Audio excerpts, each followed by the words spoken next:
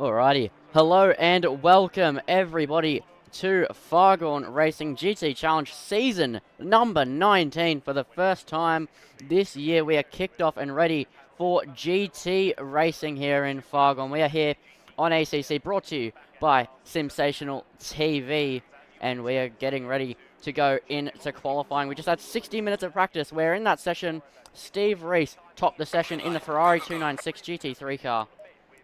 And that is new for him. He is usually not in that car, so he's made a change for this season. He stepped away from the McLaren, and now he's ready to have a season in red.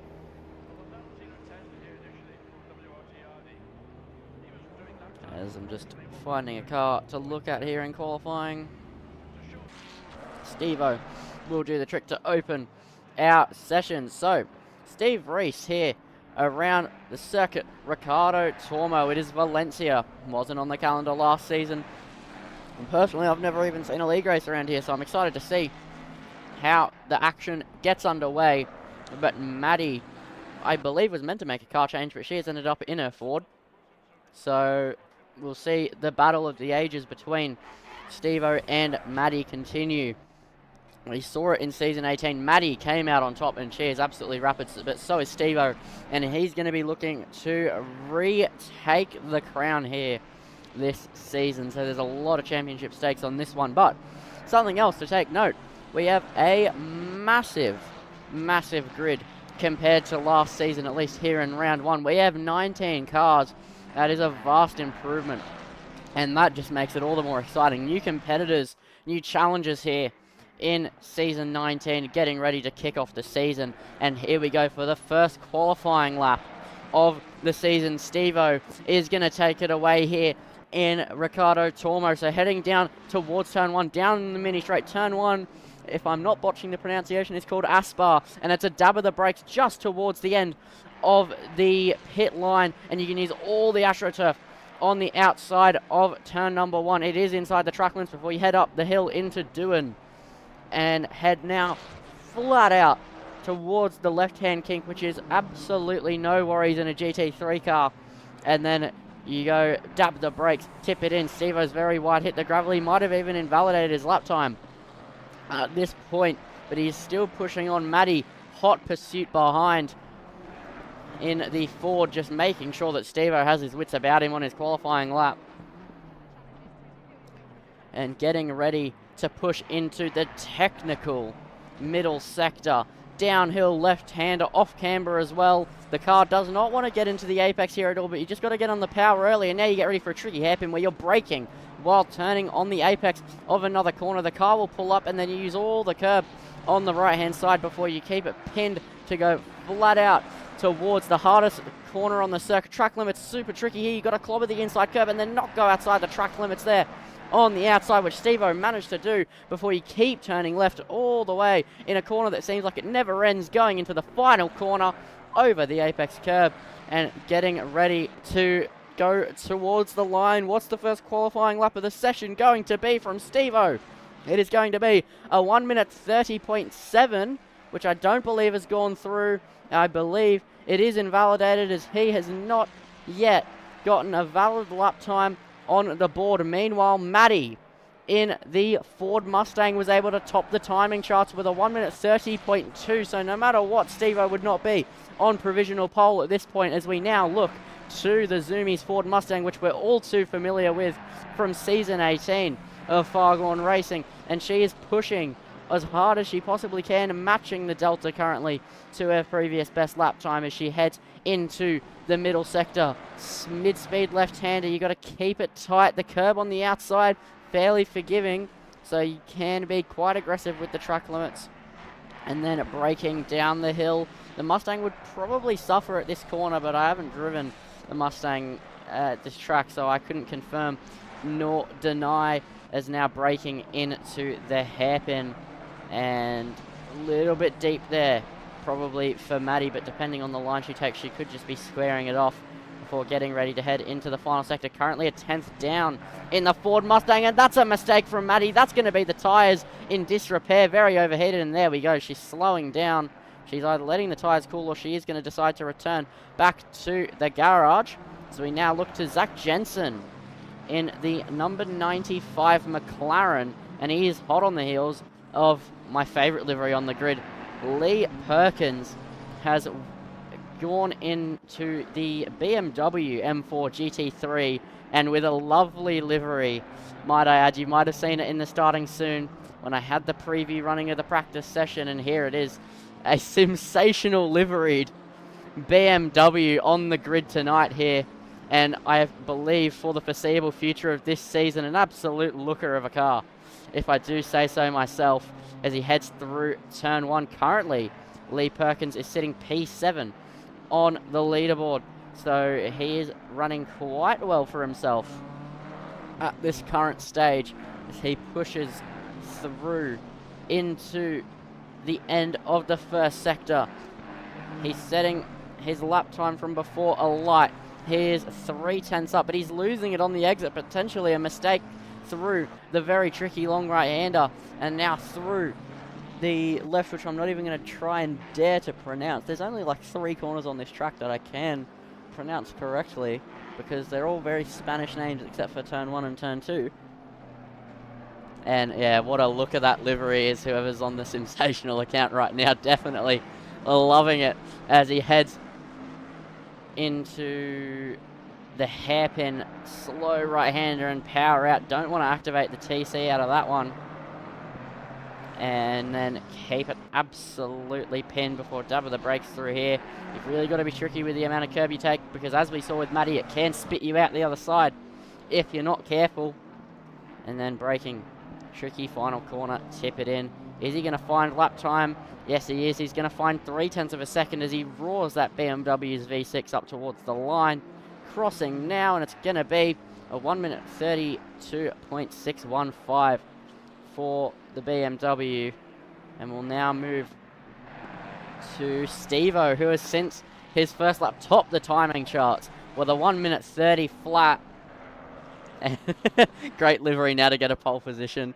Says I'd assume Chris Munro in the in the YouTube account.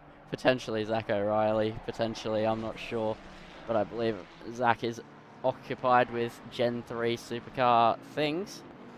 And heading through the hairpin goes Steve-O, currently not improving on his previous best lap time. He has a 10th over Matty. Matty has a 1 minute 30.120. Both? Yeah, both of you here. Fair enough.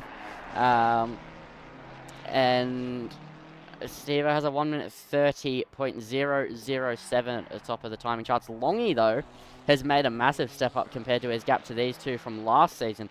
And he is on a 1 minute 30.5. He's in a different car this season. He was in the Ferrari not too long ago, as Steve-O does a 1 minute 29.957, the first driver to crack into the 29s of the session. Then here comes Longy in his brand new spick and span McLaren. He was in the Ferrari, but he's looking comfortable in the McLaren, a 1 minute 30.2, only a 10th off last season's champion Matty, and that is a killer lap time from car number 33. But what can you expect any less from this man behind the wheel? He has taken a massive step up. He is absolutely flying in his McLaren. He will be loving every minute of it. Meanwhile, now we go back to MJ, who just completed the hairpin and is heading into the fast right-hander now, the Aston Martin. And I believe one of 2 Aston Martins on the grid at the moment, pushing away as he heads into the final corner. He is 0.3 up. This would move him past Chris Osuch in the P9 position. So will MJ put himself off the edge of the top 10? Yes, he does. Moves into P9 with 6 minutes to go in this qualifying session. He's going to pull over, and he's going to go again at some point soon with another run. As Jason Lee has a John Deere Aston Martin. Absolutely loving it there. But it's in the pit lane now. We look to Dave Ross in the Mitre 10 Ford Mustang. I believe that last season he was in the Mustang, but he didn't have a livery as far as I'm aware. Now he's in a Mitre 10 Mustang, and he's pushing into the downhill left-hander. Yeah, it's the Larko car. Yeah. Absolutely loving it, considering the nickname that I've been deemed as. That was Hoggy there in his Ferrari in the background, pushing Dave Ross through the hairpin. So Hoggy not showing any signs of disappearing at this stage. And currently he sits P6 and he's overtaking on a hot lap. He tried to go the long way around of Dave Ross. That's brave for a qualifying session. And Dave Ross is going to seed it. And speaking of, let's look at Hoggy. P6, he has not changed his livery. He's not changed a single thing. He's just going to keep the formula the same and try to take a swing at it again here. And 20 cars on the grid tonight. It is absolutely fantastic to see, as Hoggy is going to have some more competition now as well. He was always sitting at the edge of the podium, P4, P5 area as well. And that's the most hotly contested area on the grid, always on any grid, especially once you get to that 20 cars area. That's where everybody's trying to fight to get past, so everybody ends up fighting for those places. So now Hoggy has to watch his back because he's going to have some steep competition. Currently we have Stevo, then Maddie, then Longy are in your top three, then Eda, Nick, Parker and Hoggy rounds out your top six, with Zach Jensen being very close behind Hoggy. So Hoggy has a 1 minute 31.5 and then there's a 1 minute 31.7 for Zach Jensen. So Hoggy's position could be under threat, but currently he is 2/10 up on his previous best lap time. And continuing to push as he heads into the hairpin and into the fast right-hander. Keep your wits about you. He goes all the way around the curb. Doesn't lose any lap time. Oh, he does lose a bit of lap time on the exit.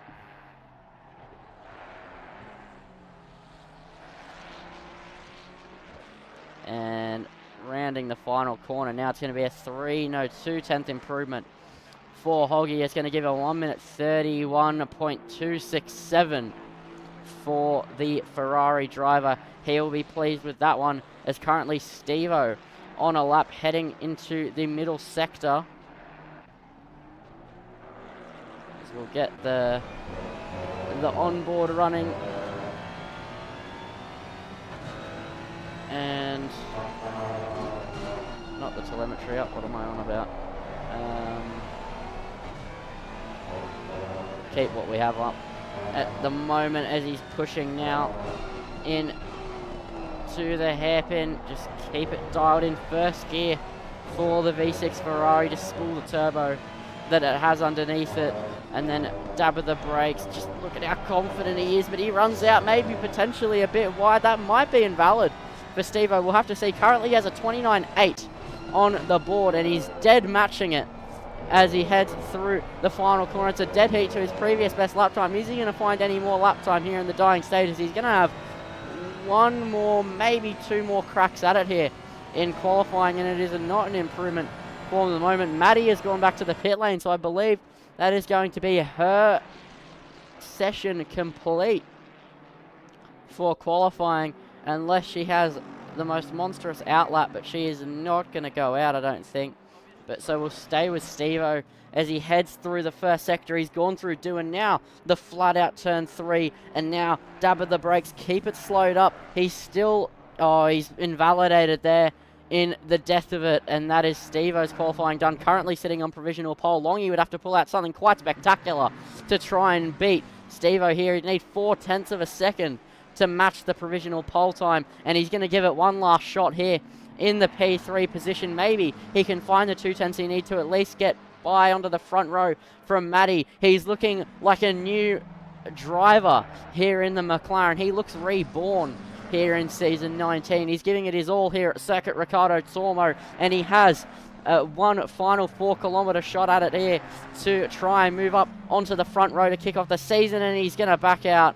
He's invalidated, and it's all gone wrong for the McLaren. So we'll move back to Hoggy in the Ferrari. He's 2/10 up.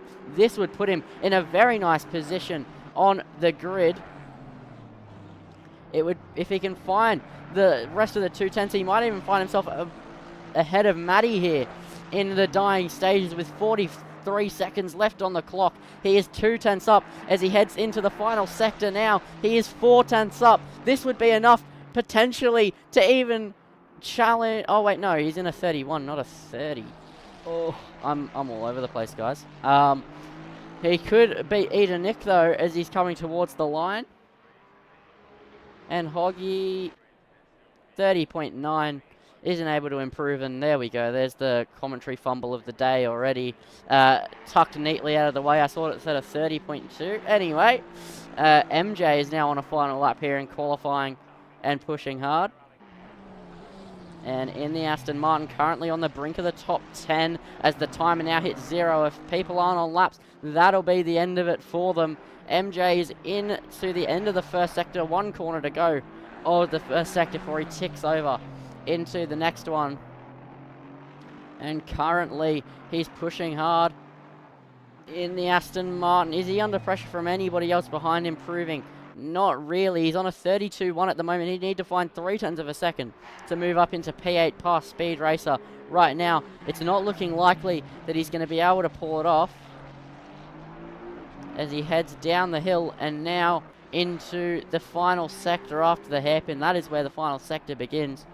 So he has 1 more corner to go here before he's able to kick off the final sector of his final lap here in qualifying. And MJ is going to give it his all. Currently dead even on his previous best. He's now a 10th up. He needs to find another 0.2 of a second if he's going to move up into the P8 position. Will he be able to do it? Currently, it's looking likely. He's broke very late, though. He gained a lot on the entry, but it's not slowing fast out. It's fast in, slow out for MJ. And as he crosses the line, he's going to do a 1 minute 31.9 to finish the session off. Not a massive improvement, not enough for the P8 place. He's a 10th off of it, and that is your qualifying session completed. And he's going to do P number 9 for MJ. So Steve-O takes pole with a 1 minute 29.8, back to form for the newly bred Ferrari man. And Matty nearly 0.2 behind in P2. Then you have Longy, Eda Nick, Hoggy, Parker, Jensen, Speed Racer, MJ, Osach. And then you have Perkins in the sensational number 55 BMW in P11. Then Tovasaya, Swooper, Force, Reaper, Boost, Ross, Mark H, Fair, and Lee rounds out your 20th place and the grid here as we get ready to gear up and go for a race around Circuit Ricardo Tormo. It's an hour and 10-minute race, which I was honestly blissfully unaware of. I hadn't checked the calendar until this morning, and I forgot to check the format. So, a very long race ahead of us.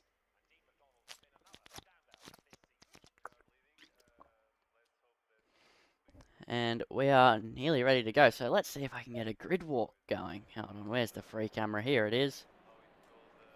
Let's take a look at our whole grid, why don't we?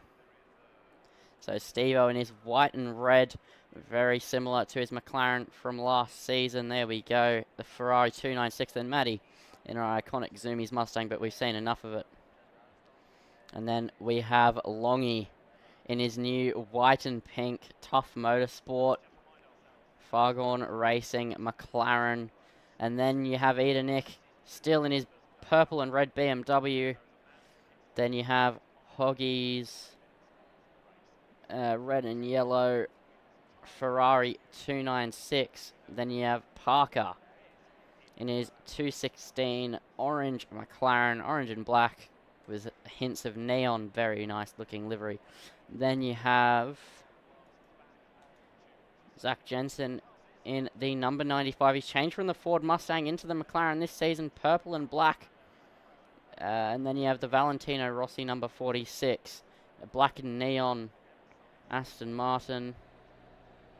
Then you have a very nice looking, it is Aston Martin. And then you have the baby blue looking Aston Martin, very nice. Then you have the one and only Bentley, SimMagic sponsoring on the side, the 906 car, and there is the lovely Sensational. I absolutely love that. I'm sure all the boys back at home who run Sensational too as well.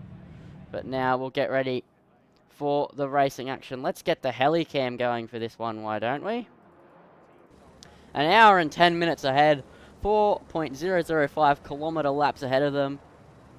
And they are going to be chasing the race win. Maddie and Steve-O, like always, locked at the hip on the front row. The green flags ready to fly. The green lights ready to illuminate as we get ready to go racing for the first time this year in Fargone Racing for the GT Challenge Season 19. They're gearing up. They're getting ready to go. Will we see a new winner, or will we see one of these two who we've seen so often before taking the wins? It's all to find out as the green flags are now flying and we're underway. Maddie gets off to a fantastic start. Steve-O dropping back. Maddie is going to take the lead, and now Longy's even going to try the outside. They touch. The two leaders have collided. It's causing absolute mayhem here. Up and down the grid. There's cars all over the place. It's Maddie and Steve-O making contact. Steve-O got it all crossed up on the brakes. Longy's been hit. Steve-O's only just got back going again. Eden Nick was off their back as well. All of the Aston Martins all over the place as well. Off in the background, the Bentley as well. Got all squirrely and had to go off into the gravel. There's more than I can count of all the cars that went off the track, spun around, and that's a race restart. Oh no. What a chaotic start that would have been for an hour and 10 minutes ahead. Yeah, that's definitely... that's a way to start the season. Steve-O just absolutely tossed it into the side of Maddie. Wowee. Wowee. Alright. Anyway, where were we on the grid? We'll continue our little grid walk. Alright, let's take closer attention to the liveries. Alright. So here we have the Aston Martin of MJ.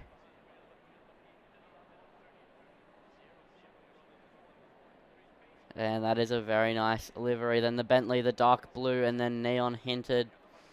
Bentley looking very nice, and then everybody's favourite. Definitely no bias here. The Sensational TV. Get it in there. Get it on the frame. BMW M4 GT3 car. Car number 55, Lee Perkins. And then you have the 47 BMW as well. The BMW taking a more popular taking this season. A lot more BMWs on the grid. Before it was just Eden Nick in the BMW. And we have the car number 27 BMW. 30 seconds to go until we hopefully don't have another restart. That was absolute pandemonium. And you have the Ferrari of Force. And an FGR, white and orange BMW. Nice little blue Ferrari. A Lamborghini, then the Mitre 10. 10 seconds. Ford Mustang. I absolutely like this. I love this Lamborghini. And you have a nice blue Ford and a green Aston Martin. Anyway, we'll try the Helicam again, why don't we? Steve-O absolutely tossed it into the side of Maddie and ruined the race start. Last time we've gotten a restart, so once again we have an hour and 10 minutes ahead of us. And we'll get ready to go racing for the second attempt here in Fargone Racing GT Challenge Season 19. Take number 2 here for Ricardo Tormo. An hour and 10 minutes ahead of us as they head towards the line. The green flags getting ready to fly. The green lights ready to illuminate here as they cross the line. The green light is gone and we are underway for racing once again. Maddie gets off to a good start, but this time Steve-O holding its own. It's nearly 3 wide. Longy nearly poked the nose in and caused a sandwich into turn 1. This time Steve-O doesn't overshoot it, but he holds the inside. He's going to try and hold the lead as they head towards doing up the hill now into the braking zone. Longy thought about getting the nose in. Maddie tries the long way round, but it's never going to work at this hairpin. And now Maddie finds herself under pressure here from Longy as they head through towards the end of the first sector. Maddie on the inside, Longy on the outside for the second position here. Longy not quite able to get it. Meanwhile, in the background there, Eden Nick and Hoggy going wheel to wheel as they now head into the middle sector. The first left-hander of the middle sector ahead of them now. Eden Nick holds the inside, gets it going again, and holds onto the place. And Hoggy not able to do anything about it there in the race start as they now head towards the end of the second sector. All's calm at the front at the moment. Meanwhile, further down we see Lee Perkins under a bit of pressure from MJ as they head now through towards the end of the second sector. One more corner of the sector to go, and it is still all well in the first lap, unlike the first take that we saw a few minutes ago, and that is the back of the grid there, and it is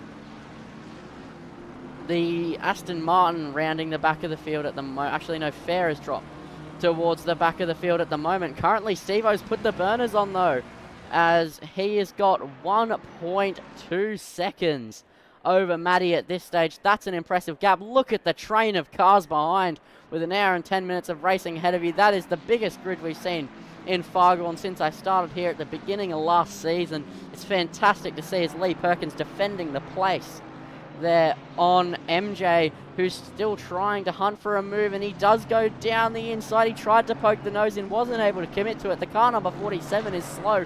Who's car number 47? It's time to re-jog the memory here. Car number 47 is Tobasire, going slowly, so we'll get a replay of that, because why not?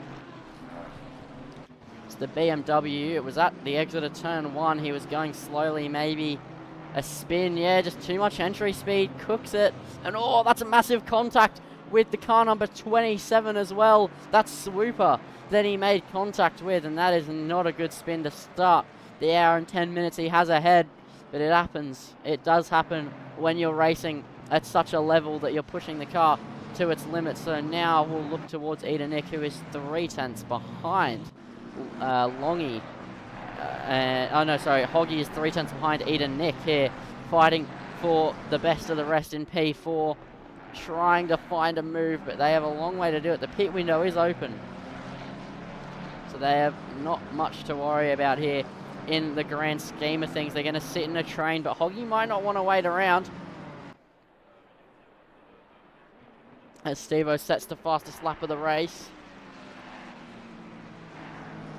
And in towards turn 1, Eda Nick easily holding onto the place. It looks like Hoggy just has no response with the straight line speed of the BMW, which normally isn't that great, but it looks like it's better than the Ferraris here around Valencia as they head into the flat out left hand kink. All the camera angles on display here in ACC. You got multiple different sets to choose from, and definitely a little bit easier to use than LMU, so it's good to be back here for the first time this year.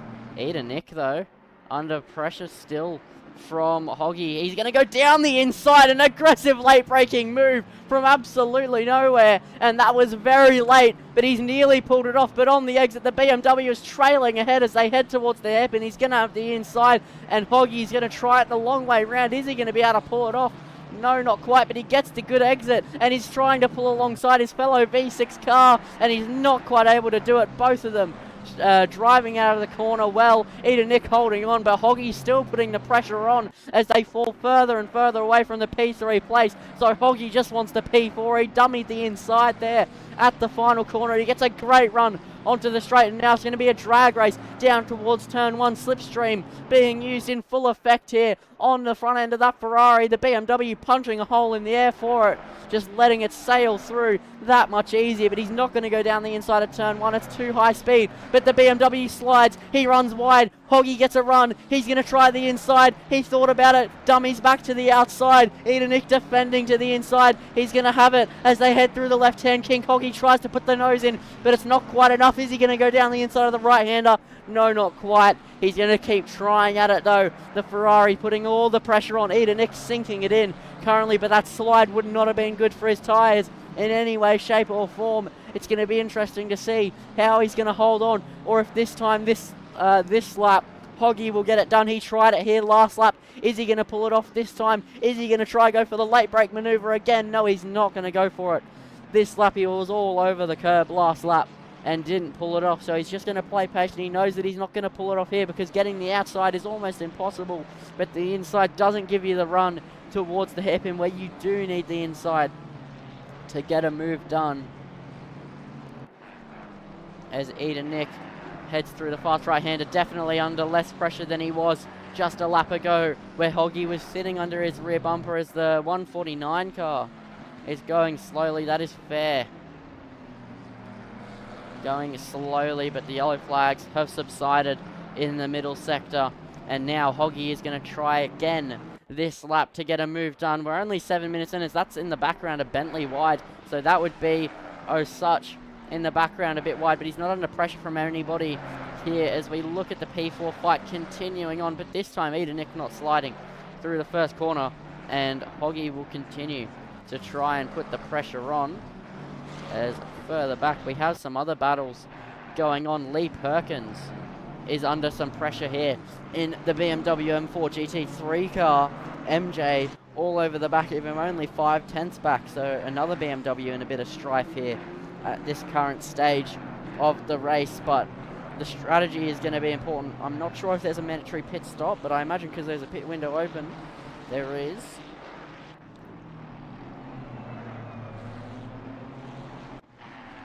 As Perkins just still pushing along. MJ on the back of him though, as they head through the end of the middle sector. They head towards the hairpin. Will MJ go for a late braking maneuver here? Oh, that's the Bentley! Very slidey on the entry in front of them. Chris Osuch having a big tank slapper when he tries to go through the hairpin. Definitely not good for the tyre wear, as Lee Perkins is going to be under massive pressure here. MJ on his outside. He's going to switch to the inside for the final corner, but the Aston Martin doesn't commit to the move and makes a bit of a mockery of himself under braking. He gets a slingshot on the exit.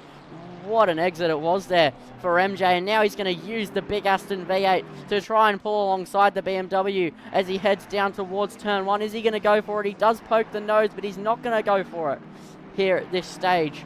He's just going to settle in to a rhythm, and hopefully Perkins will make a mistake eventually at some point soon. As further up the front, Nick still under pressure from Longy. We've been watching this battle with a hawk eye, but currently no moves being made, and Hoggy still not able to get past in that Ferrari 296, just not quite having the oomph that he needs in the right parts of the circuit, but he is the quicker car. From a spectator's point of view, it looks like he's being held up with how much he's trying to make an overtake. He's desperate to get by, as meanwhile up the front, Stevo is absolutely checked out. He has 2 seconds to Maddie, and Maddie has 1.7 seconds to the P3 car of Longy. As Tash is going to check out of the stream. Have a good one. Have a good night. Yeah, avid viewer here of Fargone, so it's going to be nice to see you around this season once again, as Hoggy trying to find a move but not able to pull it off at the final corner. I think that's the best place to get a move, just commit to the inside, but he's not able to get close enough on any of these occasions, and down into turn 1, just seemingly not where Hoggy wants to try and overtake. It's too high speed, and I would definitely agree that it's not the place to go for a move. So he's struggling to get by for these reasons. Ricardo Tormo is a bike circuit. It's made for MotoGP in mind. It is fantastic to drive in these cars, don't get me wrong. I absolutely love this circuit, but it is not the most racing-friendly circuit in race cars. So it's definitely causing some overtaking problems here at this stage, but still, the racing will continue on as Nick only has 3/10 in front of that Ferrari, who's still desperate. We saw him go for a move here a few laps ago, but he's not as close as he was on previous efforts here. He doesn't quite have the run. He's just backing off, I think, and he's trying to find a new place to go for an overtake. As into the hairpin, the Ferrari just taking much better lines. He looks like he's just a bit more comfortable out there than the BMW for the P4 position, but the BMW is the car that's in front, so he can make that BMW as wide as he needs it, as if it already wasn't wide enough, might I add. It's about as wide as 3 garbage trucks blocking the street where you live when you're trying to get to work.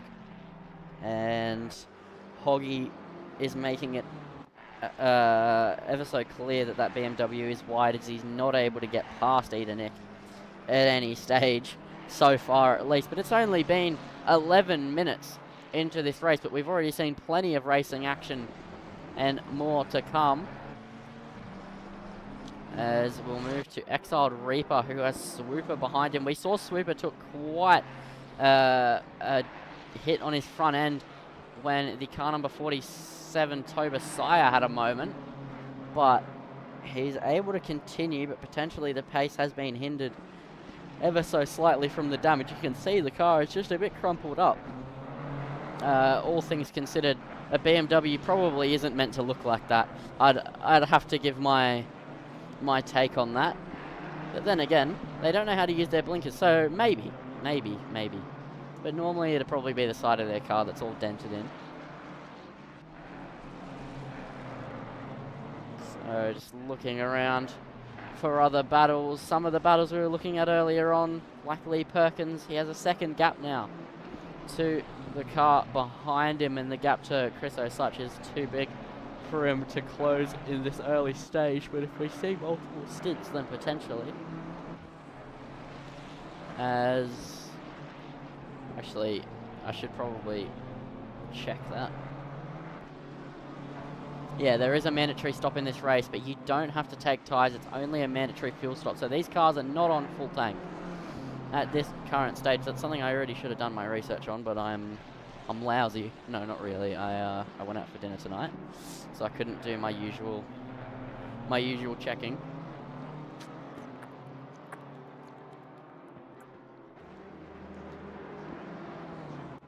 I think the big question of this race now, with a mandatory fuel stop ahead of them, who has fueled up for halfway?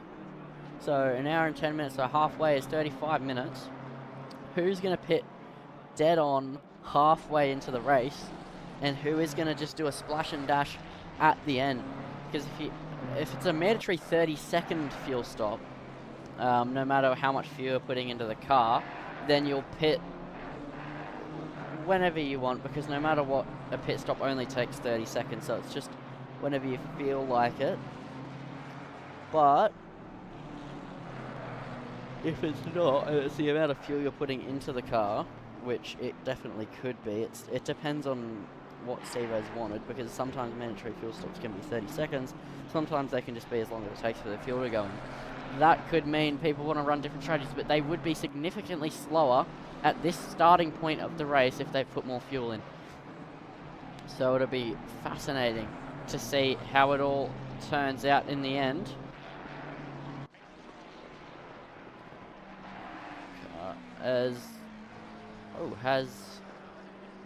I think that Eden Nick might have pit, because I've just gone back to Hoggy, and there is now not a car right behind him, but there is a car knocking on the back door of James Parker. The two McLarens are about to battle. Does Eden Nick have damage on his car, or is he just pit? I believe that he's just come into the pit lane, so that's already the first pit stop of the race, potentially well underway, just maybe using the clean air to hold on so Hoggy, who was attacking him, just potentially get a further gap, use an undercut. But nobody really, I expect, to take tyres in this race. I don't think we will see anybody take tyres in this race at any stage. It's too much of a loss, I would say. But it is always something you have to consider.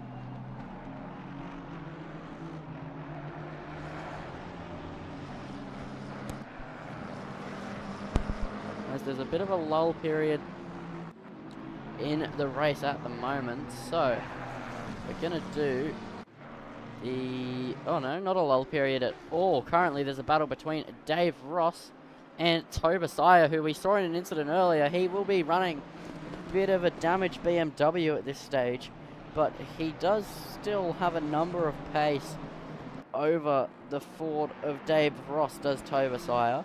We saw in qualifying he was quicker. He was the quicker car, but he goes very wide at the hairpin, taking the I just want to drive around the outside of the track line, and loses quite a lot of time to Dave Ross there. The gap now sitting at a second. So this battle was just so alive.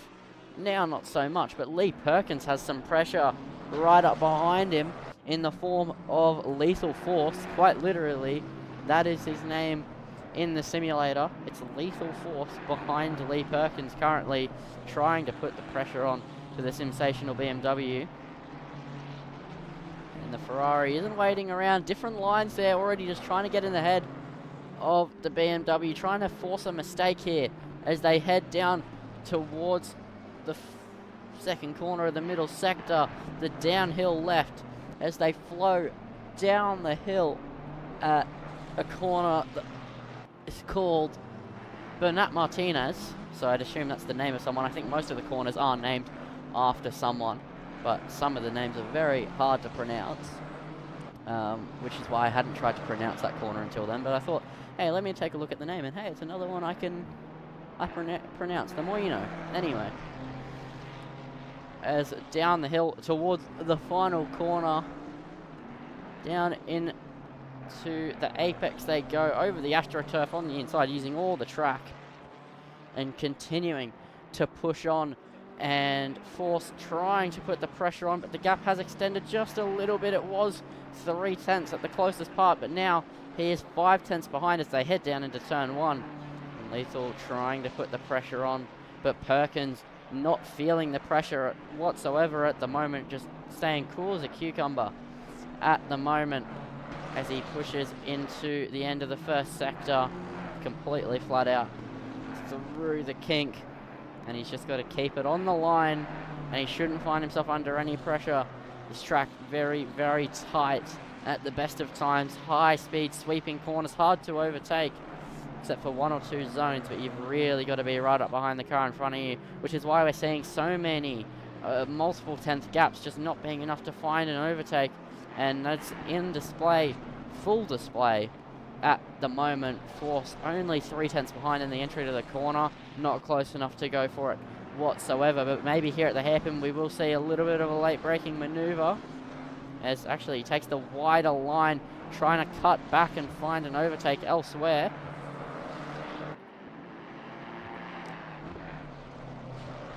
There's a lot of curb usage there from the BMW, whereas Force takes a bit of a late turn in line, goes around, keeps a higher minimum speed, I would imagine, with the way the Ferrari drives, and now he's going to drive off the final corner. He has a great run on the BMW, but we saw it with Hoggy and Nick earlier. He wasn't quite able to pull off a move at turn 1, but Force is going to try it. He put the nose in, but that more or less just compromised his line, but Perkins did turn in a little bit later, but Force was never going to pull it off as they head up the hill through Dewan, and Perkins still holding on to the 9th position. This is the fight for the end of the top 10 at this current stage, so this is a pretty important battle, as being in the top 10 is just a nice little merit to have. Like, if you're outside the top... Oh, his Force went down the inside. He didn't pull up alongside. He pulled out to the left, though. Perkins just cut across, though. He said, no, I'm going to close the door. You can find another way through when you feel like it, but not just yet. And he was able to hold on to the place, but I've completely lost my train of thought. So I'm just going to continue on. And Perkins under some immense pressure. Not quite using all the track on the entry, but from my memory of driving this track, using all the track on the entry, it's a bit tricky, but still you need to be using it if you want to maximize the pace. But the BMW is a bit of a tugboat, to say the least.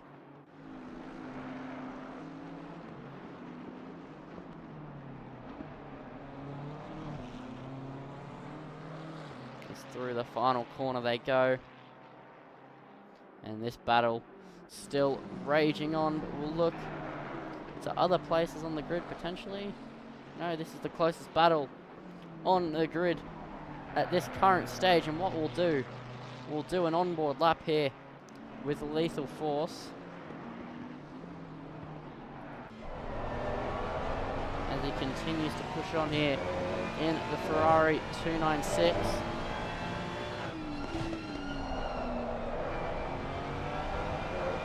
A bit of a wobble there. He's actually losing time. The commentator's curse might continue here in Fargone Racing GT Challenge Season 19. There's a bit of a curse last season where every time I went on board or the cockpit with another driver, they then failed to close in and actually always lost time to the car in front of them, and it looks like that might be echoing right now as he has lost a load of time to Lee Perkins. He's now 8/10 back at this current stage. Not what you want to be seeing.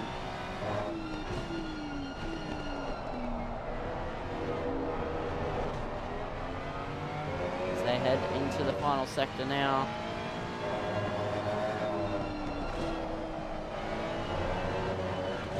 Nothing giving here for the Ferrari as he pushes away, and he's pushed too hard. He's overdriven the gap to Perkins, now over a second, and the onboard curse will continue here in GT Challenge Season 19. I wasn't sure if it was going to be a good idea or not, but all I managed to do was kill the fight. But anyway, we'll look to Demon Boost now, where a new 3-car battle has begun. And the battle for P12 is on, like, oh, actually, that might be a latch car. Who is that? Because this is Demon Boost in the Ferrari. The car behind him is Swooper. Oh, no, and then Exiled Reaper. Okay, yeah. Alright, I was right. I just got a bit lost. Anyway, this is a 3-way battle currently for P11. Demon Boost in the dead set middle of it all, with a BMW in front, BMW behind. It must be pretty scary having 2 BMWs, but he's had a snap and he's nearly going round. He holds it in a straight line, but now Swooper's going to try it the long way round of the left-hander. That's a massive snap and a massive save there for Boost as he now heads into the end of the second sector, and it looks like he's going to be defending the inside with all of his might here as they sail down the hill, and it looks like Swooper's going to get it done the long way round. What a move there from the BMW, taking advantage of a massive tank slapper on the end of the Ferrari, and the rear engine definitely throwing a spanner into the works, and that is quite something to see. A Ferrari actually able to save their slide. Normally, once they get going, they are absolutely gone, especially in ACC. It's tricky to save any sort of snap in any car on this simulator, but he's managed to pull it off nicely here as they head onto the straight.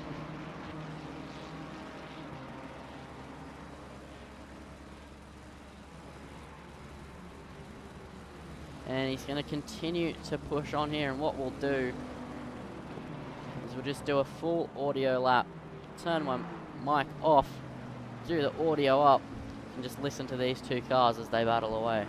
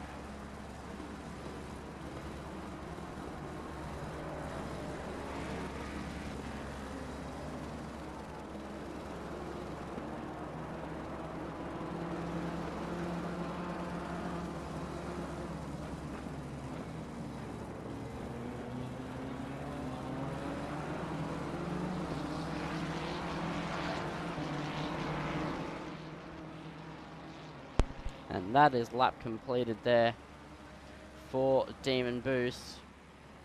And that was a pretty nice lap, but Swooper has managed to put a bit of a blitz on, and he's got 1.2 seconds to the Ferrari, potentially a bit of an overcooking of the tires for the Ferrari when it made its mistake. As the closest battle on track currently is James Parker and Zach Jensen, currently separated by 0.7 of a second as they head into the hairpin, trickiest, most technical corner on the circuit. And they're fighting hammer and tong here in with 45 minutes to go here in the race. as they head into the final corner now. Parker just holding the pace, but he had a snap on the exit of the hairpin, so he did lose a little bit of time, and that invited Zach Jensen onto the rear wing. And now the gap 0.6 of a second as they cross the line, and shrinking. So I actually think that they're closing in to, well, according to my a little software, they were 0.6 behind Hoggy, but I think that potentially might be incorrect. There's nowhere in sight here. But what is in sight is the fact that Eden Nick has had something of a moment. We saw him drop back earlier, but now he is a lap down to the car he was battling not that long ago. And a lap is not a pit stop here at Ricardo Tormo, to say the least. So that's fascinating to see that Eden Nick has lost that much time. He must have damage under his belt, but there we go. The BMW under pressure as they head into the middle sector, and Force tried to go down the inside of the BMW. It's sensational stuff there, trying to get the move done. Nearly contact, and still the Ferrari putting the pressure on, but he's made a massive mistake on the exit of the downhill left, and that is going to be the end of that effort. But it's not done just yet. Perkins doesn't get a good run off the hairpin, and now they head up the hill before they plummet right back down it for the run to the final corner. So they climb and they climb and they climb up the hill before descending now right back down it into the braking zone, and the Ferrari all over the back of the BMW at this stage as they continue to push on. As Force decides to pit, he's going to try and undercut the BMW, who he must feel he's faster than. So Lee Perkins is now left to his own devices here in this race. And that's definitely interesting to see the pit window already being taken up. There's an hour and 10 minutes, so we're nearly 30 minutes into this race.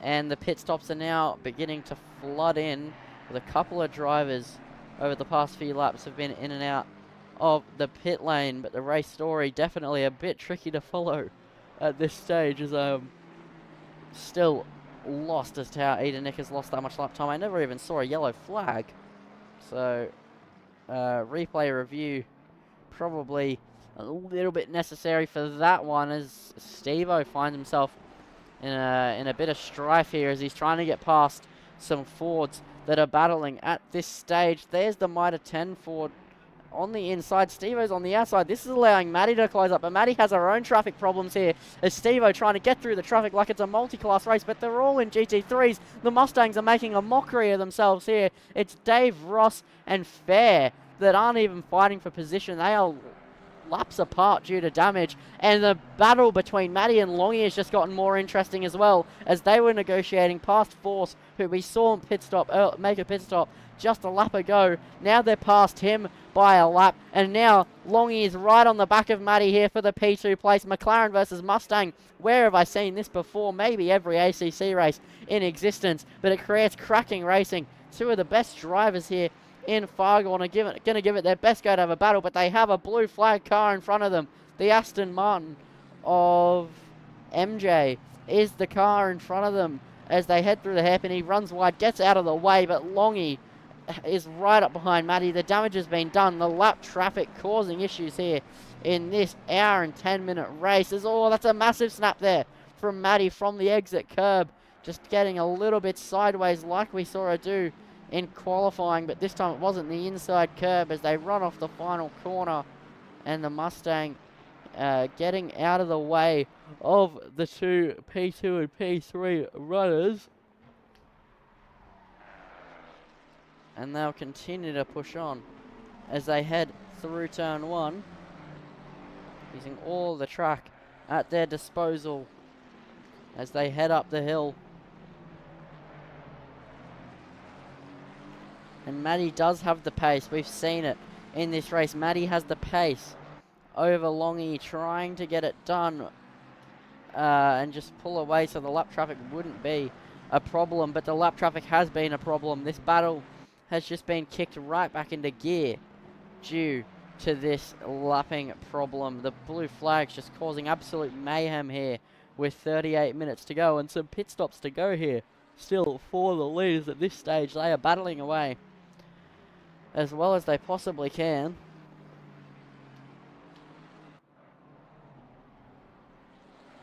As Maddie slams the brakes on for the hairpin. Longy taking a wider line, the more nimble McLaren.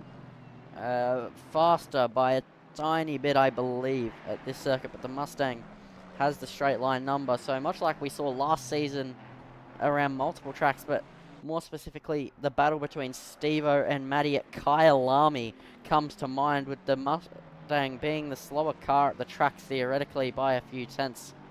But the drivers being so good that they still have the pace, but the straight line speed of the Mustang proves too much for the McLaren to make an overtake, and I think that's what we're seeing currently as more cars dive into the pit lane in the background of the camera shot.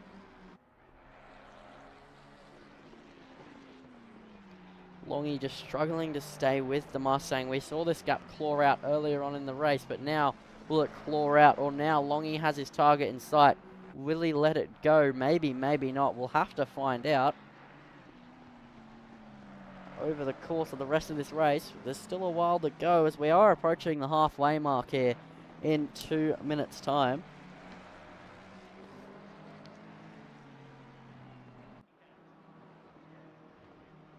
So time has been passing here in the opening round of the season. It's been some great racing action, ups and downs, and if we're looking at the original race start before the restart, some lefts and rights potentially as well, as Hoggy is now dived into the pit lane. Lee is also in the pit lane in the P20 car, but this is the more important pit stop here. Hoggy diving his way down the order here, and it'll be crucial for him to not come out in traffic, as I believe that Aston might just be calling it a night. He's been in the pit lane for quite a while, as there's a yellow flag, but it went away straight away. It's car 47, and once again, Toba Sire in the ditch, and clearly having some problems in this race. Go back 10 seconds. Nope, I missed it. I'm so good at this whole replay thing.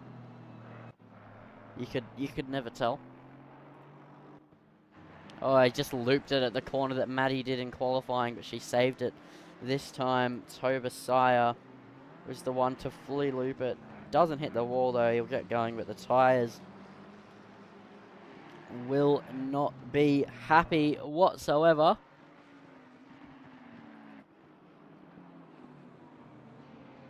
There's quite a battle to look at right now. Two BMWs, Exiled Reaper and Swooper. As we cut back to the live action now, I thought the replay was done, honestly. I didn't even realise. The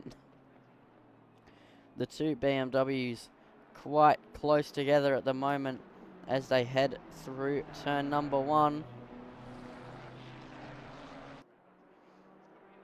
And Swooper right behind. He's chasing tail.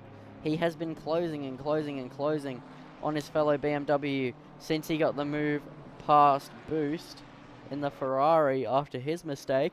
And now he's here on the scene trying to get past his fellow German V6 boat friend here on the track, as the temperature has fallen just a little bit. At the race start it was 27 degrees track, now it's 25. It doesn't make too big of a difference, especially if the tyres are already up to temp, but it can make a difference if you haven't got the tyres up to temperature already. As car 87 was slow. Go back 30 seconds so I don't miss it. So he's heading into the fast left-hander. Runs out a little bit wide and then just loops it. And oh, that's a toss into the barrier. And that is a damaged Italian Audi for you. Lamborghini finding some problems, and that is definitely damage, and then cut to a moment ago. Oh, and he's just reversed into the wall just for the extra damage for the fun of it, and then rejoining onto the racing surfaces. Meanwhile, that's Maddie and Longy getting past the stricken Lamborghini, and they're still locked at the hip, and they were going into the entry very close together, and the battle will continue on as they head through the final corner. But this is where the Mustang will make its paces and pull away from Longy, but Longy looking like a man reborn here in season 19. I touched on it in quali, but he's definitely proving that he is absolutely flying here, and he's not messing about in season 19. The McLaren under his belt, but Steve-O's definitely back to form here in season 19. He lost out to Maddie in the championship due to a various number of mistakes and unfortunate moments, but overall he was picking up wins. But at the end of the season, Maddie seemed to have the edge on pace in her Ford Mustang, and Steve-O swaps to the Ferrari, and already out the gate just pulls away after a race restart that definitely wasn't because Steve-O had an absolute mare with the brake pedal. And now he's pulling away. Purple lap, best lap time of the race, 30.605, and the purple lap time. And he just looks absolutely unstoppable.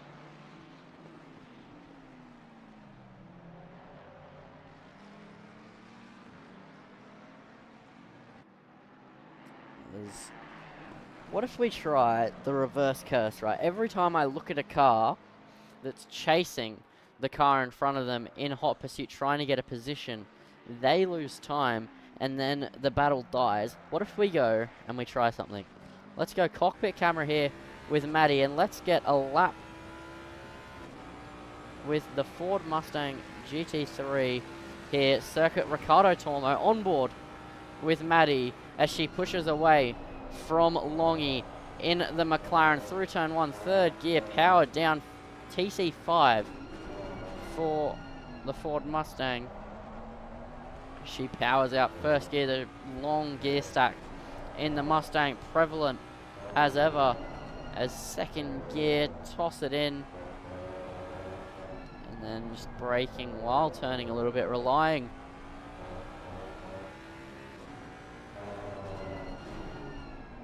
on the ABS as Longy is right up the back of Maddie. And I think the reverse curse is working as the gap is 0.2 of a second as they head now into the end of the second sector, first gear, as she dives down the hill. Longy right in the mirrors. You can look up the top of your screen and you can see the McLaren all over the back of her at the moment. The McLaren looking so much stronger, but now the third sector, this is where the Mustang will make its gains, but she has a slide on the exit. She's pushing along though, and this is now where the Mustang will use its power band to just pull away up the hill. Look at that, it was 0.2 going into the hill, and it's 0.5 after it, and that is just the power of the Mustang on uphills on Assetto Corsa Competizione. And that is lap complete, and the reverse effect did work. The gap has shrunk, not as drastically as it normally extends when I'm on board with the car behind, but it still worked, so maybe we might use that logic to spice up the race a few more times here with 30 minutes to go.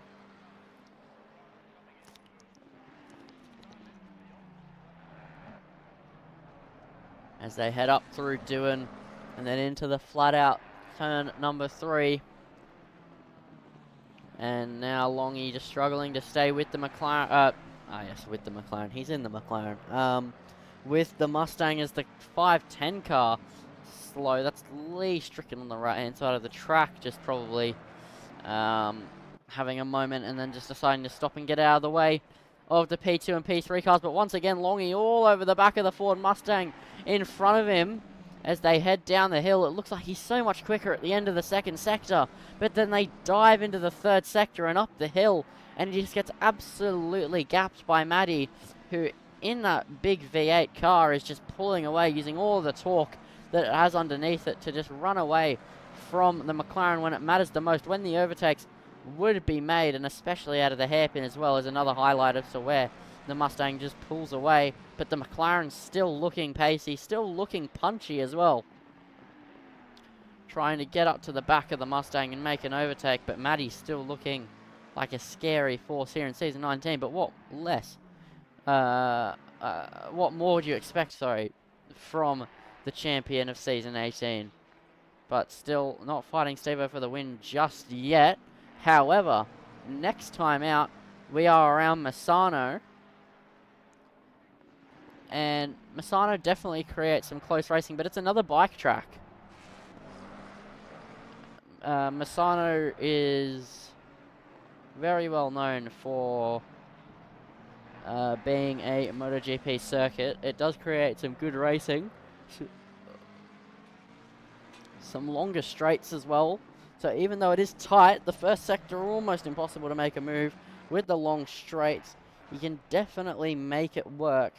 Especially if you're in a Ford Mustang overtaking a car that isn't a Ford Mustang. But slipstream can be quite powerful, so I imagine we'll see, hopefully, a reverse problem next time out. But it is still pretty tricky to overtake at Misano.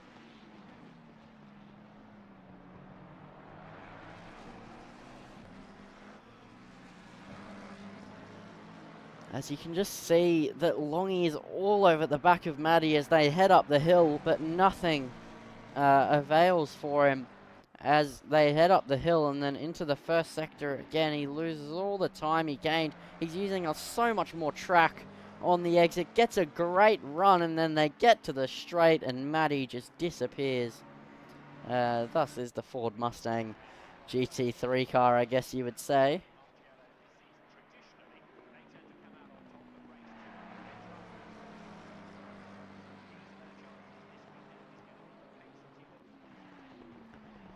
Is heading through Dewar now and through turn 3 and into Nico Tirol, turn number 4.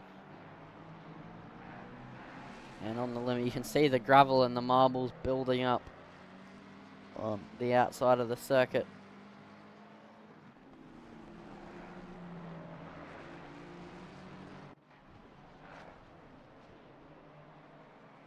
As once again Longy all over the back of Maddie as they head down the hill, but nothing happening quite yet.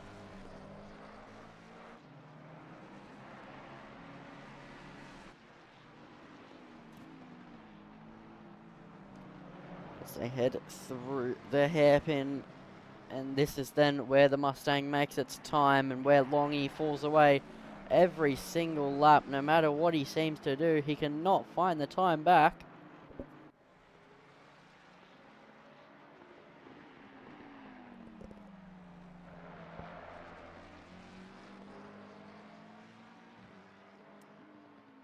As they head down the straight. Maddie trying to find a way past, but I think this is a stagnant battle.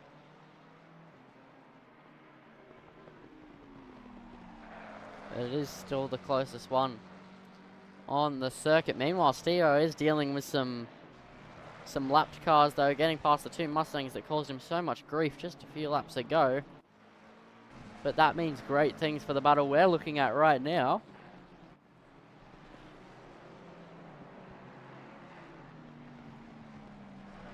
As Maddie and Longy will soon enough catch these two Ford Mustangs, which we've seen cause so much carnage. It's actually what brought them back together on the track in the first place. So this could spice up the battle entirely, but as we head down the hill, this is the closest Longy's been. As they head into the braking zone, will he go down the inside like we saw Hoggy do earlier in the race when he was fighting Eden Nick? No, he won't.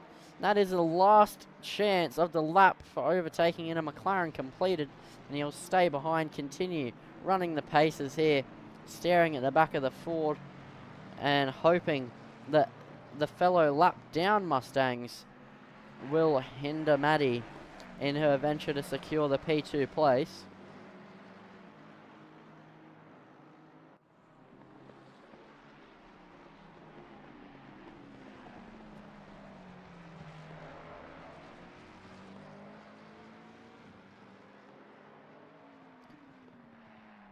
And And Matty has Longy right up behind. This is the closest that Longy has been on previous laps. He's been very far away from Matty as they head down towards turn 1. So maybe this is a sign of good things to come this lap as they head now towards Doohan's. Will Longy go for it? He is close enough, but he doesn't go down the inside of the uphill hairpin, but he has other places. There's a lap car in front of them. All hell could break loose in a moment's notice here with 23 minutes to go, and it looks like Longy is going to be right up behind Matty. This is closer than he's been on any other lap. Can he make a move? Can he try and make it stick here on the Ford Mustang that he's been staring at the back of for so long this race as they head through the exit? Matty doesn't have the drive. Longy is so close here as they head down the hill towards the braking zone. Will Longy go for it? Is he going to go down the inside? No, he's not. That was his best opportunity of the race yet, but he isn't quite able to make it work.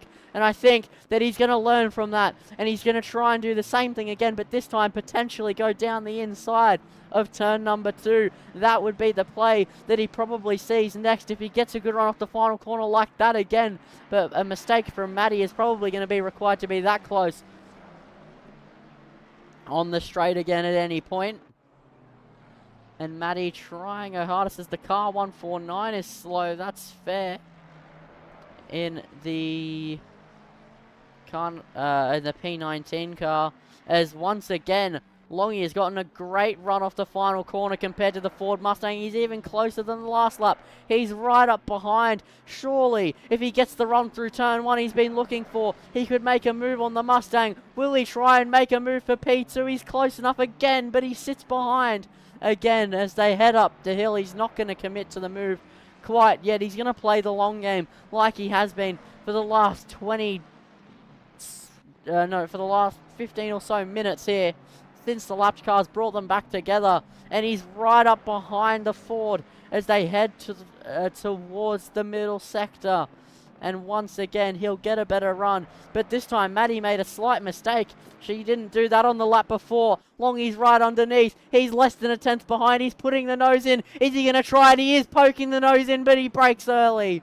Backs out of it. But he has a great run in the middle of the corner. He's right underneath the Ford, but the Ford on the power gets the drive away. Longy, once again, is going to have to sit behind and pick up whatever rubber is being spat into his face by the tyres of that Ford Mustang. And he'll have to give it a go next lap as Matty still holding onto the P2 position. But this is the closest fight we've seen with Matty or Longy so far since the beginning of season 18. These two have never been so close together except for on race starts. This is great progression from Longy. He is a new driver with the McLaren wheel in front of him, but he pulls into the pit lane. He's going to try and undercut Matty. This could be fantastic to watch here. We'll stay with Matty in her Ford Mustang as she pushes on and tries to retain a gap here to Longy. She will have to pit at some point soon. So will Steve-O as well. So still a number of pit stops to be completed here in the debut round of the season. So let's see how it all turns out. A prime example of how it can all go wrong or go away you didn't expect it to is just last night in the ASA LMU Monday night series, also brought to you by Sensational TV. Zach O'Reilly and I thought the race was in the books. We thought Alex Kay or Tyson Robs had the win. And on the last lap of the race... Oh no, Longy has a stop-go 30. He sped into the pit lane. Oh no. That's the undercut opportunity done. As but back to the story quickly. Story time with Lindsay Muddle in the comms box. Somebody just about managed to fuel save for the 60-minute race and made the end in the Alpine when nobody else did, and won on the last lap of the race when the two leaders had to pit, much like everybody else. As there we go. There's... Oh no, sorry, that's Swooper into the pit lane, but a stop-go 30 for Longy is definitely a curveball I did not see coming as Chris O'Such comes into the pit lane. Swooper in the pit lane. Fair still in the pit lane, I think, repairing damage. We did see that car slow earlier on in the race. A yellow flag hanging over his head. But I think Matty is now in the promised land of P2. And Longy, not sure what position he's going to end up finishing now, with a stop-go to serve. As Lee Perkins has Steve-O coming to lap him. So the sensational car, quite literally, is about to just let Steve-O go. There he goes. And that is Steve-O out in the lead, just absolutely clear. Matty's heading down the hill through the left, and Steve-O's at the hairpin. He's definitely loving the Ferrari. He wasn't super comfortable with the McLaren last season. He didn't like the brakes, and I don't blame him, as here goes Longy, sadly for him, into the pit lane. That's his race efforts pretty much down and out, as MJ has a car hot on his heels, but it is a car that isn't on the same lap as him. It's a lap down, but Eden Nick is close behind in the P11 car as we look towards the BMW M4 GT3 on board here as he heads through the hairpin. And he is probably only 1 or 2 seconds behind MJ, and Eden Nick was fighting for P4 earlier on in this race with Hoggy. So he definitely has better pace than MJ in the Aston. So let's see what he can make work here as the Mustang gets out of the way. And Eden Nick is now free to chase as he heads down the straight. And now he just has an Aston Martin in front of him in his sights. He's already made his pit stop. And let's see if he can catch. Maybe MJ hasn't even pit yet. I'm not sure if MJ's pit or not. Normally, the ACC left-hand side bar there will show the gaps every sector, and it'll show if people have done their mandatory pit stops. But for some reason, for some weird reason, a little while back, it changed. And I've never quite been sure how to change it back. They all disappeared, and I can't find anything online about it. This is why you only just see the positions and you don't see anything else. I've got a different piece of software telling me the gaps and such, which is why I'm always keeping you updated on the gaps here. And currently it's 1.4 seconds between Eden Nick and MJ at this stage, so the Aston will be under pressure any lap now as he heads through the hairpin. The gap's still closing. Eden Nick in hot pursuit.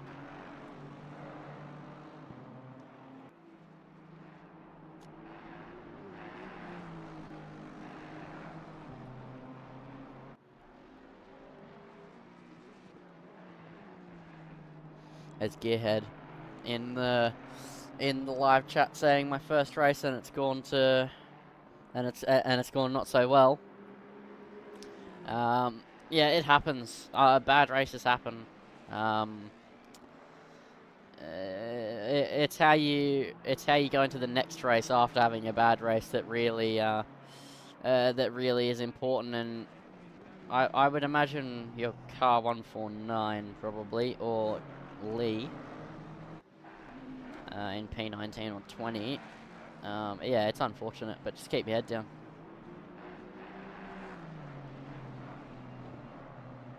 As the gap between these two shrinks even more. Now it's only a second between MJ and Eden Nick, with 15 minutes to go. So it has been quite a long time since race start. It's an hour and 10-minute race. 15 to go. So it has been 55 minutes here in Circuit Ricardo Tormo. That means they've covered, well, quite a few laps, 34 to be specific, of 4-kilometre laps, 14 corners behind them. So they've done quite a lot of racing as Tobesai is slow again at turn 1, which is where he made his mistake in the early stages of the race, which saw him pick up some quite significant damage. So let's see what he did. So down into turn 1, he's trotting along. He made a mistake here earlier on and half spun at turn 1, and then got himself collected by another BMW, and he's done the same thing again. It's the exact same thing that got him absolutely T-boned earlier on in the race, as Lethal Force had to get out of the way, go off the track to avoid the BMW, and then he rejoins onto the track, which is where we cut to the action with him earlier on. Yeah, it just can't. He just can't seem to keep the car going in a straight line at turn number 1. Meanwhile, though, while we were watching the replay, Eden Nick is now only 5/10 behind MJ. He was being attacked by Hoggy earlier on in the race, and now he's going to be the one doing the attacking to an Aston Martin. So it's V6 versus V8. Germany versus Britain. We haven't seen that one for a while. As they head through the second sector. And it is going to be interesting to see if Eden Nick can get past quite comfortably, or if he's going to have to try and make a ridiculous move work, as maybe not. That's a massive slide there from MJ. His Aston Martin's tyres won't be too happy about that one, but the gap stayed relatively similar for the moment.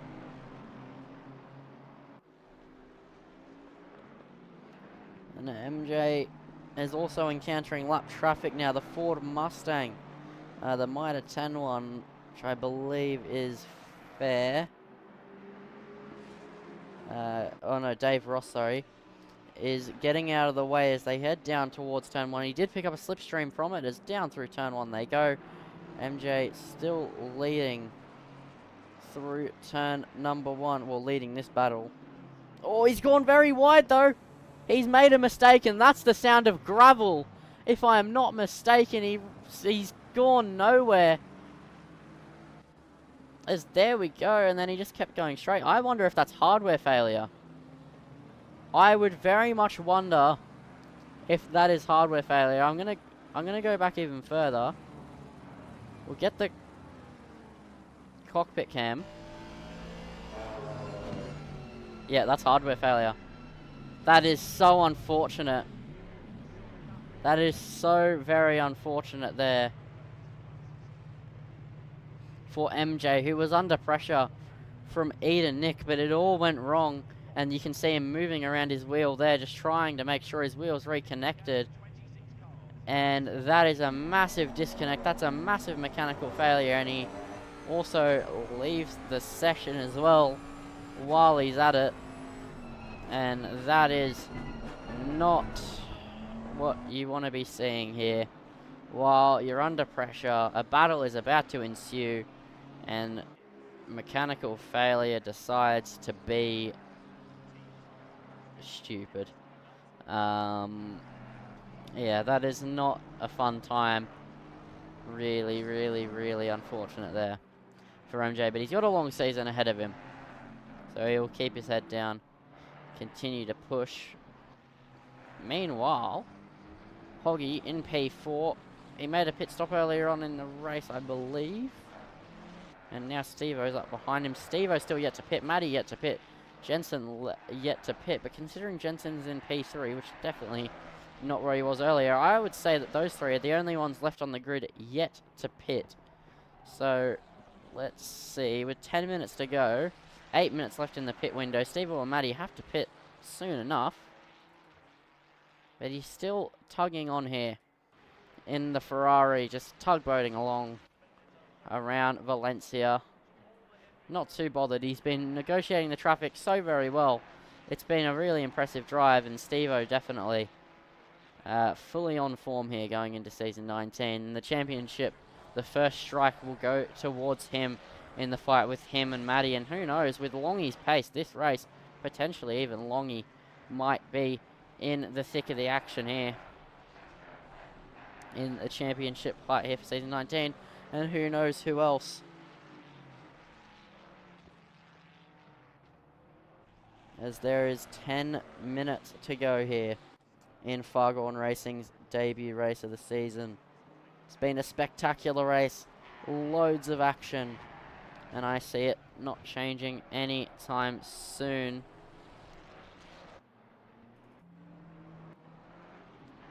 As we'll actually just go and get a quick little onboard here with Steve-O, a different kind of onboard. We don't normally do this onboard.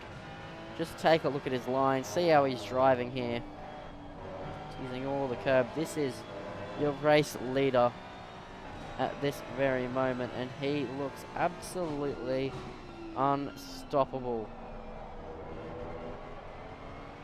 So let's go full onboard lap, full audio. I'll shut my mouth and you can... Oh, never mind. He finally pulls into the pit lane as I'm going to do a full onboard lap with him. What's the timing? Ladies and gentlemen, that is commentator timing. As Maddie, where is she on the track currently? In the car number 4. She's heading into the end of the middle sector, so she might have actually pit already. I'm not exactly sure. I don't think Steve-O has that big of a gap over Maddie. Zach Jensen definitely yet to pit at this stage as far as I'm aware, unless he's pulled an absolute masterclass strategy. Steve-O off the jack, splash and dash, and he's ready to go. So yeah, not a 30-second lock pit stop whatsoever, so he just takes the least amount of fuel he can and keeps tugging on. And Maddie in P2 continues past. I think she probably has pit and I never noticed. Zach Jensen in P3.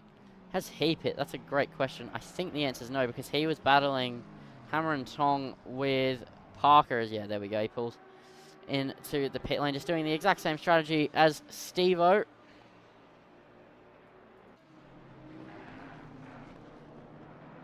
Maddie definitely would have pitted at this stage. Just cruising at home. And Alongi currently sitting P6, was battling with Maddie earlier, pit early, maybe took more fuel and he's been undercut.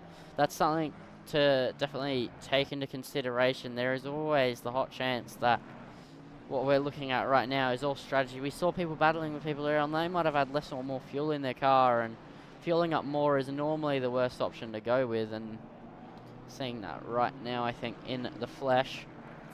So yeah, different strategy, definitely normal to see in hour and 10-minute races, and I think that is what we're seeing right now. It's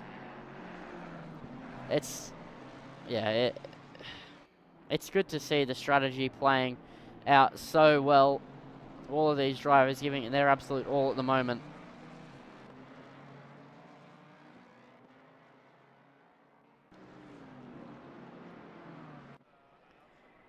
As Eden Nick is about to get a lap over him from Maddie, so P9 getting lapped. Steve-O has a bit more than that lap. They've lapped a couple of people a couple of times who have been in moments over the course of this race, so definitely some drivers that are looking to improve over the course of this season and probably not happy with their first race of the season, but there's a long way to go. It is currently January 14th, and we end all the way on March 17th, so it's a long season ahead of us with 10 rounds, some of the best circuits in the world. This isn't the only Spanish track, by the way, that we will be seeing this season. We have Barcelona as round number 4, so the calendar is as follows for those who are unaware. So we have round 1 Valencia, round 2 Misano, round 3 then we move over to the United States to do Indianapolis for a sprint round. So this was an enduro to kick off the season. Then Misano is a sprint. Indianapolis is a sprint, which is a 2 times 25-minute races with a 15-minute quali. And also, next round at Misano is going to be wet, so take your pick. Then we have the other Spanish track, Barcelona, as round 4 is a 70-minute race with a 30% chance of rain, but not guaranteed rain. Then we have round 5 at Snetterton on February 11th with a super sprint round, which is the 2 sets of tyres over 3 races, 3 18-minute races, and a 5-minute qualifying session before each of them. Then you have a normal sprint round when you go back to Italy for the second time of the season in round 6. 2 times 25-minute race, 15-minute quality, 30% chance of rain for that. Then you move to the Nürburgring. Hold on. Have I read that right? I think I have read that right. A 70-minute race around the ring. The Green Hell, the Nürburgring 24-hour. I thought it was GP layout. No, no, no. We have a dry 70-minute enduro race around the Green Hell, which is just going to be fantastic to watch. That is a driver's track, and that is really going to be a test of the drivers on the 25th of February for round number 7. Then round number 8, go back to a super sprint race, Zolder. Then you go to round 9, you go to the Hungaroring in Hungary, and then round off the season with one of the most famous tracks in the world, Silverstone, for a sprint race to finish off the season on March 17th. But that is a while from now. So we'll, I'll give it a rest from end of the season talk, because I'll start time traveling soon if I keep talking about it. And we'll take right back to the racing action, as Swooper is about to lose a lap. Oh, that's Hoggy up the inside. Gets it done very late on the brakes there. As currently Edenik is about to try and take another place. We were looking at this just before, but I thought it was getting a lap. No, he's about to try get into a battle with Chris O'Such for the P8 place. And he goes down the inside of turn 3 on the Bentley. Gets it done. What a move there from Edenik. But the Bentley tried to put the nose in. Understeered off the apex. And Edenik had to take evasive action. Tag the gravel on the exit. But managed to get the place here in the dying stages. Under 3 minutes to go in the race. And he just about gets the P8 place. Speed Racer is quite far up the road though, so that is almost impossible. But we have 2 more laps to go in the race. So we have the next lap and the lap after, and then the race will be over. Pit window now closed with 2.5 minutes to go. Is trying to find a battle on this grid. It's not really going to happen over the course of 70 minutes. The grid space is out. So we're just going to watch Steve-O run the laps for the next few minutes as he gets ready to take the flag. So this is the penultimate lap of the race. Next lap will be the final lap of the race.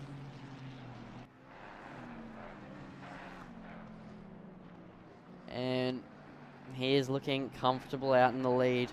Matty is going through turn 2. Steve-O's going through turn number 5. So he doesn't have to worry about any sort of pressure at this stage in the race. He just has to cruise at home, get past the lap markers, and go on with his day. He's driven a phenomenal race. He looks absolutely phenomenal. It looks like he's really enjoying the Ferrari under his feet, and more accurately under his butt, in the racing seat, just feeling all the things that the car's doing. He looks on lock with this car, and he looks absolutely unstoppable here in Riccardo Tormo. However, Indianapolis in the wet will be a test of that. The Ferrari's normally pretty good in the wet. The Mustang normally not so good in the wet, but Indianapolis, tricky track. I'm not a great fan of the track, but it is decent from what I hear from other people who don't just not like the track just flat and plainly. So it does create some good racing though. Overtaking is very tricky around there. It's very technical.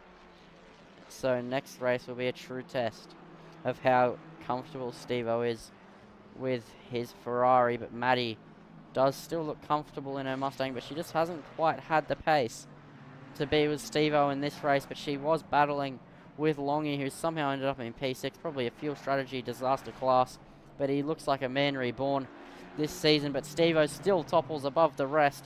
He didn't win the championship last season, but he was right in it. It was separated by only a few points come the final few rounds, and he's here to take the first strike.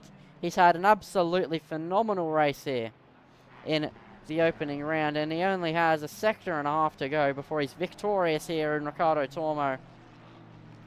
And he will hold the trophy high and take the first win of the season over everybody else and make a statement. He is here to win the championship again here in season 19 as he rounds into the third sector now. A lapped car in front of him.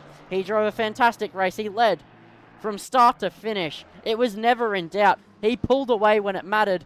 And he is going to round the final corner. And to take the first win of the season, Steve-O is going to cross the line and be victorious in Valencia with the Ferrari under his feet.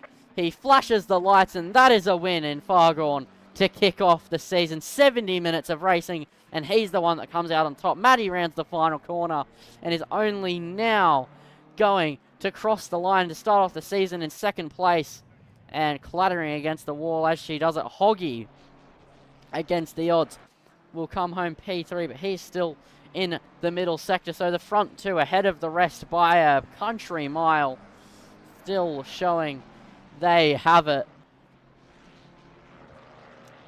And those two are going to be locked at the hip in a championship battle this season. You can just tell they were battling last season. Maddie just as quick as ever, Steve-O just as quick as ever, and the battle is going to be on. With a very nice calendar to put it on display.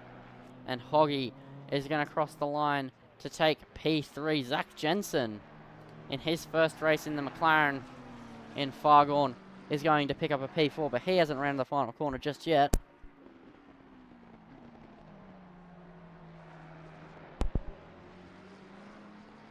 He rounds the final corner now, and he takes the best of the rest place in the first round. James Parker is going to cross the line now, and just by the skin of his teeth, get P5. Longy gets P6. So here is your finishing order here in Fargone Season 19. Steve-O takes the win with fast lap and pole position over Maddie, then Hoggy, Jensen, Parker, Longy, Racer, Eda Nick, Chris Osach, Lee Perkins, Exiled Reaper, Swooper, Ross, Force, Tobasiah, Mark H, MJ, Fair, Lee, and Demon Boost. Rounds the grid out. What a race it was.